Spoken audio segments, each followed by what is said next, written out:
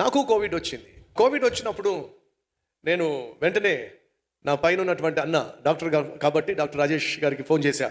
Phone చేస్తే చెప్పింది ఏమిటంటే టాబ్లెట్స్ చెప్పారు. చెప్పిన తర్వాత ఆక్సిజన్ మీటర్ మాత్రం దగ్గర పెట్టుకో, ఎందుకంటే ఎప్పటికప్పుడు ఆక్సిజన్ లెవెల్స్ చూసుకుంటూ ఉండడం మంచిది.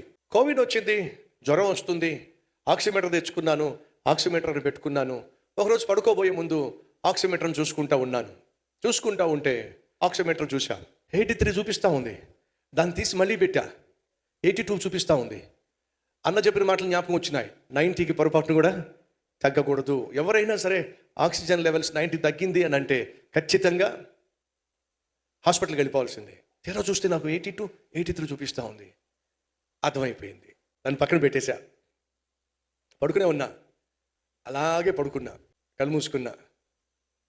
ప్రభా, ఒకవేళ ఈ రోజుతో నా జీవితం ముగుస్తున్నట్లయితే నాకు సంపూర్ణ నమ్మకము, సంపూర్ణ నిరీక్షణ, సంపూర్ణ విశ్వాసము నా గుండె నిండా ఇచ్చావు.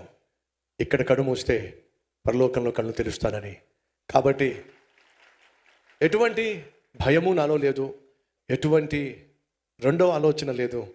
ఒకవేళ ఇదే నా జీవితంలో చివరి దినమైతే నేను కాసేపట్లో పరలోకంలో చూసే భాగ్యాన్ని ఇవ్వబోతున్నావు. ఇదే నేను చేసిన ప్రార్థన.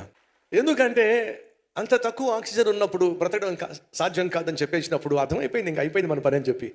ఎంతమంది ఆ కాలంలో వెళ్ళిపోయారో. సో ఆ ప్రార్థన చేసేసిన తర్వాత మా అన్నకు ఫోన్ చేసి ఆక్సిమీటర్ పెట్టాను, పెడితేదేమో 82 అని చూపిస్తూ ఉంది, 83 అని చూపిస్తూ ఉంది అని అంటే వాడు భయపడిపోయాడు.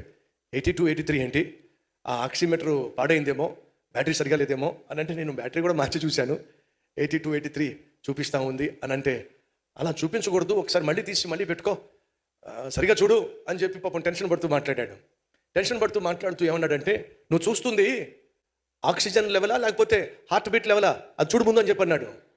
అది నేను చూస్తే ఇది ఆక్సిజన్ లెవెల్ కాదండి, అది హార్ట్ బీటు. దాన్ని నేను ఆక్సిజన్ లెవెల్ అనుకొని ముగింపు ప్రార్థన కూడా చేసేసా. కానీ చెప్పొచ్చేది ఏమిటా అంటే, ఆ రోజు నా జీవితంలో ఒక పరీక్ష. ఏమిటంటే, అయిపోయింది నా జీవితం, వెళ్ళిపోయే సమయం వచ్చేసింది.